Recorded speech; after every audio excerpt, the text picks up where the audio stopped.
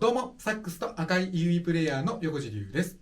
Twitter やブログ、Facebook などでは情報を発信していましたが、新しく楽器やアイテムを入手いたしましたので、今回はそれらを一つ一つ解説しながら紹介をしていきたいと思います。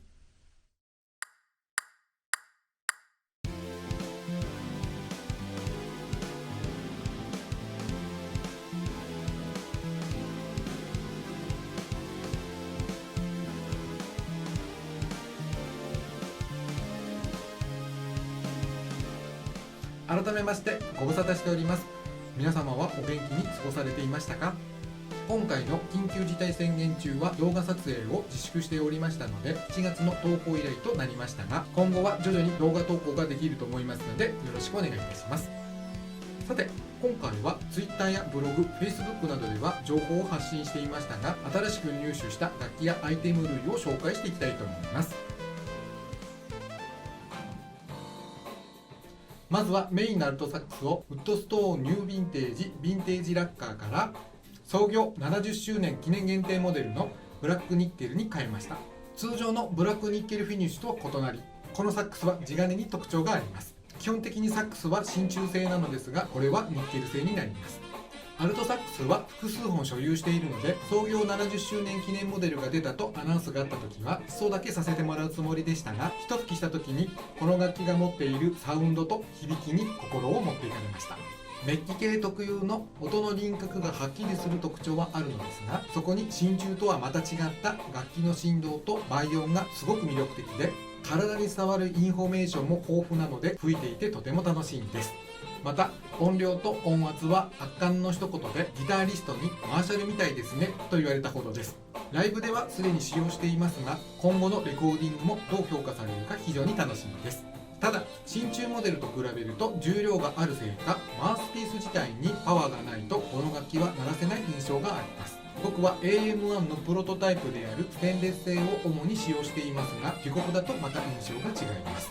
ラバーはまだちゃんと試していませんが、ハイバックル系のマウスピースならばいい印象ではないかなと思います。ちなみにこの楽器は諸事情でなかなか本数が作れないので、この動画を撮っている時点では総生産本数が十数本程度になるかもとのことでした。気になる方はぜひ石森管楽器さんにお問い合わせください。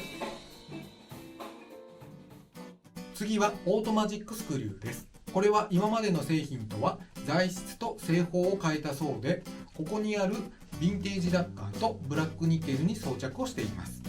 まずはヴィンテージラッカーから。僕のヴィンテージラッカーは若干低音の響きに癖があり、生徒さんの楽器選定で吹き比べをすると生徒さんの楽器の方が非常にリッチな響きをしていたのです。まあその辺は楽器調整といろいろな知識で後でどうにかなるかなと思っていたのですが、このオートマジックスクリューを装着すると不満だった低音の響きも改善され、中高音域の音の伸びまで変わりました。これは大げさではなく、例えばブラインドテストで吹き比べをしましたら楽器自体が変わった印象を持つと思います。そしてこのブラックニッケルですが、手にした当初は硬めなサウンドだったのですが、これを装着することによって随分とマイルドなサウンドに変化しました。どちらの楽器もそうですが、音密度がさらに上がって濃厚なサウンドに変化したように思います。今はネックジョイント側だけですが、近い将来ライヤー側も変える予定です。僕のレビューは石森管楽器さんのホームページも載っていますし、他のアーティストさんのコメントも載っていますので、気になる方は下記概要欄の方からアクセスしてみてください。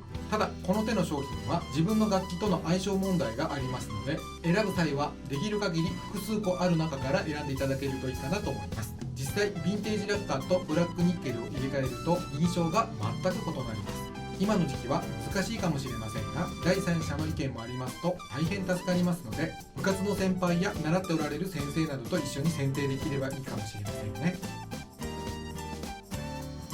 これは昨年にも紹介したストラップなのですが、限定色のブラウンが出ました。ブラウンになったことによってウッドストーンのロゴも明確にあり、いいワンポイントにもなっています。でストラップは限定色が出たよって話だけではなく、まだ正式に販売開始にはなっていないのですが、フックが C 設計になっております。この形状にもいろいろとノウハウがあり、今までのナスカン形状とまではいかなくても楽器転落事故防止の安全面も向上しています。気になる音の変化ですが、横に広がるのを前面に押し出すような感じでしょうか。販売開始されましたら楽器店で試してみてください。まもなく販売が開始されるそうなので、Twitter などで情報を待っていただければなと思います。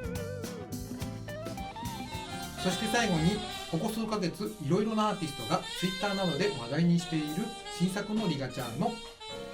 クラシックです。このリガチャーは無駄なくリードを振動させるにはどうしたらいいのか、それを楽器に伝えるにはどうしたらいいのかということを考え抜いて作られているようで、低音を出す時の抵抗感であっ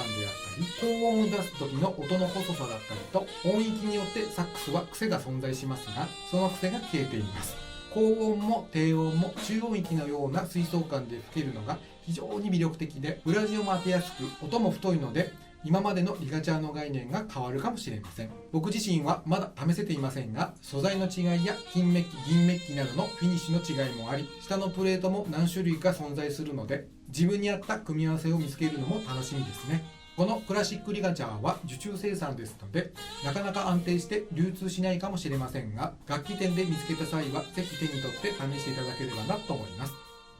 はい、今回は最近入手したアイテムの紹介をいたしましたが、いかがだったでしょうか。どれも魅力的な商品ですが、物によってはなかなか入手しにくい状況でもありますので、楽器店などで見つけた際は試奏などしていただけたらなと思います。このチャンネルでは僕がアーティストサポート、ライブツアーやレコーディングなどで経験をしたことをもとに、効率の良い練習方法やアドリブの作り方、楽器、マウスピース、リードなどのセッティング、商品紹介など個人的な備忘録も兼ねつつ情報をシェアし、時には視聴者さんのご質問にもお答えしつつ、皆様と一緒に育てていきたいなと思っているチャンネルです。またレッスンやライブ情報などは下記概要欄の方にリンクを貼ってありますので、ぜひアクセスしてください。今後も商品紹介や Q&A コーナーなどいろいろアップしていきますので、ぜひぜひチャンネル登録と高評価ボタンの方もよろしくお願いいたします。最後までご覧ください。ありがとうございます。また次回の動画でお会いいたしましょう。